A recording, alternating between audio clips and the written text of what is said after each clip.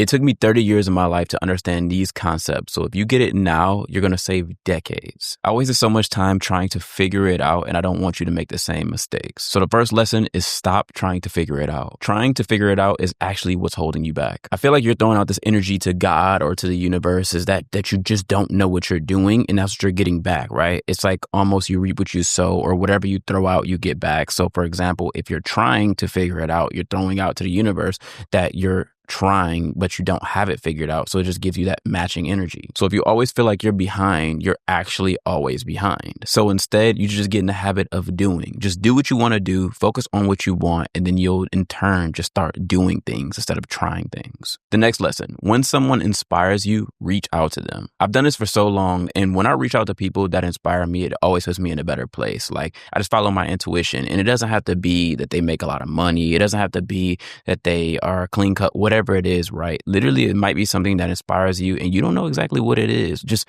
literally invite them over to your house, invite them to go on a coffee walk or whatever, get to know them. And then you'll see the thing that inspires you within them and hang around them, because they'll probably make things a lot better for you, and you in turn can make things better for them. This guy that I just met the other day asked me that question. He was like, bro, how do you have so many friends doing amazing things? Like, over the years, was this something that you were trying to do? And I thought about it and I'm like, I don't really think so. I just feel like I just like to surround myself around like-minded individuals, people that are doing well. But when I really thought about it, that's it. I just see people that inspire me, and I am not shy to reach out to them, because I just want to hang around, or I want to surround myself around, or I want to be around G's. So at the end of the day, if I see somebody and they move correct, or they move in a way that I feel like I want to move like, I would rather just reach out to them and see what's up with them, and see what I can learn from them, and see how I can help them. And maybe a beautiful friendship or something blossoms out of it. Lesson 3, this is huge, but when you have an idea and it's easy for someone to understand it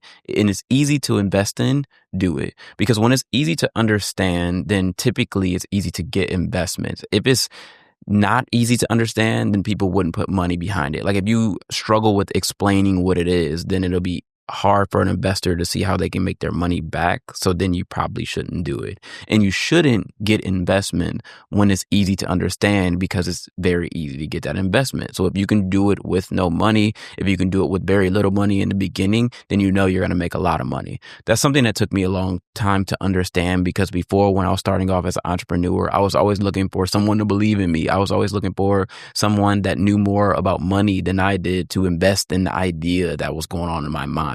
But what I learned was, when you have something that doesn't really exist in the area that you're in, it could exist in other places, like in other countries or whatever. But if it really doesn't exist where you're at and it's a no-brainer, that's when you should go all in on it. You should get maybe 2 or 3 clients, and then investments, people with money are going to pour in to give you money to support you on this mission, or you can sell the idea.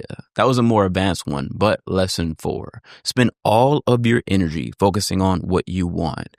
You see, our brains typically go towards the things that we think about most of the time. And when you look at the media, it's typically feeding you negativity or something that may happen, doesn't exist. It's basically telling you about the future, which is imagination. It doesn't exist right now. And the past, which is memory, is also another form of imagination, doesn't exist right now. Things that happen that are negative, things that may happen in the future, like AI is scary, that is negative, and you're never focused on the present moment. And what that does is it takes you out of focusing on the things that you want, so you're not actually creating. But if you're thinking about those things that you want all the time, then you're going to see more of it. If you think about like a yellow car right now, then you're probably going to get on the road and see more yellow cars. Like, it was funny because I live here in Cape Town, and I'm looking at throwing an event in February, which is another point that I'm going to make here. But I'm throwing an event in February, and basically I was looking for V-Class Mercedes to take my boys around in. And at first I didn't see them, but then I started thinking about V-Class, and I seen them everywhere. And now every time I get on the road, I see them literally everywhere. But before, I thought they didn't really exist, but they're literally all around me. And I think it's the same thing. When you focus on the things that you want, you're going to see more of it all the time. People are going to hit you up and call you. I just think that's how the world works. I think it's just, people call it the law law of attraction, but I just think it's just things that you can't really see with your eyes or how the universe works, right? Just like a radio wave. You can't see it, but you know you can get on a phone call and that works, right?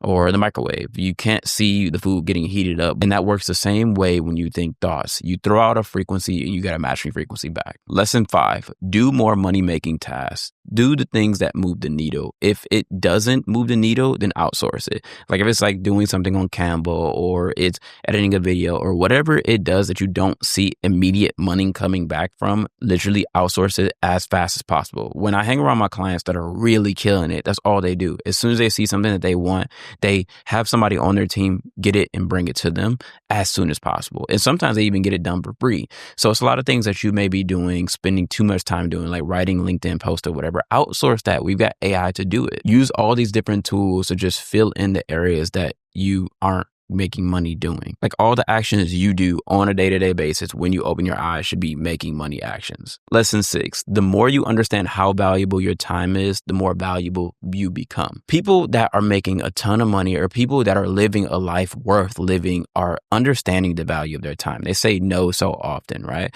And the more I climb, I realize the more I say no to things because I just value being around my son or I value, doing things with my loved ones. And I think that the more you understand how precious your time is, the more you can charge. For example, when I used to do coaching, I used to coach and I would do like $200 an hour when I would tell them about AI. But then I realized it's very inconvenient because when I'm on that call for an hour, I'm not able to actually do the things that I want to do, like sit there and do outreach. And I was making more money when I would outreach to people. So it didn't really make sense for me to sit down for an hour because in that hour, I can make more money doing a different task. So I realized that I just had to up my price. Then it went to $2,000 to $5,000 to $20,000 to get on a call with me, right? And I understand the value of my time. And that's it. That may separate you from someone else that is making a low ticket thing. And you can't really skip to that step. You have to actually understand how it works. So what taught me the value of my time was actually having a kid. I'm not saying you have to go out there and have a kid, but when you do have a kid, you realize how valuable time is because you just don't have that much time anymore because you're sitting there with a kid and you want to be present with them and you're not able to work. But then the little hours you are able to work when he's sleeping, you go hard. And that honestly taught me the value of time, but there's so many other ways to understand the value of time now just by charging more than what you charge and also doing more actions on a day-to-day basis. Lesson 7, use AI to do all the organizing, not the writing. I see a lot of people trying to write with AI, and the thing is, it kind of kills your creativity, but the writing is what comes from the divine, right? When you're thinking right now, you're sitting here, you're probably not thinking thoughts. You're just listening to me. I'm not thinking thoughts right now. I'm not reading a script. It's just these things coming to me in my mind and I'm just relaying the message, but it's coming to me and it's authentic. But when you're just using AI to create, it doesn't sound authentic. It sounds like a script and it sounds like you really don't know what you're talking about. So people feel that. You can feel it internally when you listen to somebody. And that's why you gravitate towards people that are being themselves. So I think that in turn, you just have to focus on writing and spend more time just being you and use AI to organize the writing in sections, maybe in Notion, or use AI to organize your laptop to make sure that you have time to write when it comes to your schedule. You can use it in so many different ways to make sure that you can prioritize your own writing. See, we're moving away from the times of social media where we just basically have to script perfectly and then you weren't bombarded with sales before, but now you are. So social media is kind of dead and I agree with that. Now we're moving into interest media. It feeds you the things that you're interested in. So you have to be smarter. You have to be yourself. People are looking for more authentic media because now you've got all of these AI content creators. So if you're really being yourself, you stand out. So that leads me into tip or lesson 8, and that's just be yourself. Be yourself is so important because the more you're being yourself, the more you don't care about what other people think. The more you don't care about what other people think, the more you say what you actually think. The more you have people that disagree with you, the more you have people that agree with you, the more you have fans. If you think about Hitler, this guy has so many ops. If you think about people like, I don't know, Genghis Khan or whatever, he has so many ops. If you think about Donald Trump or all the greatest leaders in the world, they have so many ops. They have so many people that believe in them and so many ops. That's what makes them so powerful. But if you have nothing something that people can believe in and relate to, why would they stand behind you? And if you aren't being yourself, AI is just going to teach you to be like everybody else. So you have to be yourself and just let what pours out of you naturally. And that's how you build a personal brand. That's how you be more of yourself. That's how you feel good when you're creating content. That's how you feel good when you're just being yourself. That's how you have no code switch. That's how you attract the people that agree with you, and you just being yourself feels really good. It feels really good to just be you and speak your mind. And that leads me to lesson 9. You want to move like you're always on camera. You don't have to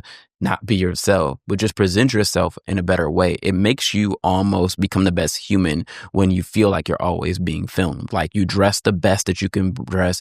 You get new clothes. You don't wear socks that have holes in them. Literally act like you're on camera at all times. Like if you've seen the Kardashians or whatever, you probably think that they are putting their best effort forward and being themselves, because you almost forget when the cameras are rolling. If you're always just in your best element, it doesn't feel uncomfortable to record anymore. But it feels uncomfortable if you have to code switch. It feels uncomfortable when you're not being yourself. And it feels uncomfortable when you have to say things that you really don't agree with. So the more you're just comfortable, the more you're always on camera, even when you're not on camera, you almost forget when the camera's on. And that's the key. Lesson 10, you have to quickly move on from failures.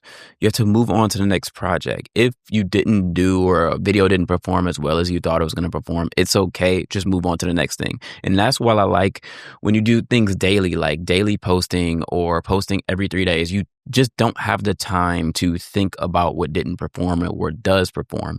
When you post like every 3 weeks or whatever, then you might dwell on it and be like, oh my gosh, nobody watched this video. I need to perform better. But the thing is, I feel like a lot of the headaches come from just having the expectation that this thing is going to do so well. And then when it doesn't, you have mood swings. And that comes from clients, that comes from, experimenting with new businesses, that comes from, posting different reels or stories or LinkedIn post or whatever it is. You just have to move on, because the thing is, that's how you get more things done, more iterations, more trials and errors, more learnings, when you just figure out the flow that you're going to have. And it kind of teaches you to disattach from the results, and it becomes fun. This gives you more time to spend time on focusing on where things are headed. And when I think about the clients that I've worked with in the past that are really killing it, they spend all their time thinking about where things are going, and they invest where things are going. For example, they know that AI is coming. They go ahead and interview, or they talk to the people that are the best in the AI space. If they see some emerging thing happening, let's just say in fitness in the city that they're in, they go ahead and invest times with the people that are leading that direction. They see in crypto, you see like a trend going this way. They go and invest time with people that know what they're talking about. The thing is, as soon as you see something that is trending, is going to trend, not trending, that you think is going to trend, that's what you spend time on. Next, you want to join or create communities of people that are like-minded. That's why I created Just Coach AI, because I want to surround myself around people that are interested in AI, that are also interested in building businesses, that's also interested in building personal brands, and want to learn more and more and just share knowledge. So for me, I like to create communities around people that like similar things. You can find it in the bio. But I think that if you are interested in skateboarding, create a community of other people that are interested in skateboarding in your industry or in your niche or whatever, right? If you're interested in trading stocks, get a specific group in the type of stocks that you like to trade, so you surround yourselves around other people that are doing something similar. So when they learn something that you don't know, but it'll put you ahead in the niche that you're in, that's the key. You need to surround yourself around people that are doing better than you, that are doing a little worse than you, that are obsessed with the niche that you're in, because then you'll continuously think about that thing and keep improving over time. Look, when it comes to being a content creator or building a personal brand, it is savage. It is very discouraging a lot of the time, because a lot of this stuff doesn't perform. A lot of the things you do, you're not seeing a direct ROI on it. Sometimes you go months without even making money, whatever it is, right? Sometimes you just don't feel like doing it. Sometimes you don't feel like being on camera, so it can be difficult. You need a community around you of people that support you, that can cheer you on when you don't even cheer yourself on. And one more lesson I want to leave you with, but not every video is for everyone. For example, some of the videos that you have might be a vlog. Some of the videos you might have might just be you just venting. Some of the videos you may have could be something viral or whatever. But if you don't make your videos for everyone, you make them for yourself, then you'll attract those people that are meant to find the video, even if it has 10 views. The thing is, I feel like a lot of times we spend so much time trying to make a video for the algorithm, and I've got caught doing that so many times. I understand. But when I make videos that are authentic to me and I have fun doing it, I don't even care if it doesn't perform, but at least I have fun doing it. So I want to create more. But the thing is, if you make content that are for everyone and it's not authentically you, you can't be authentically you. And then the people can feel that in turn. So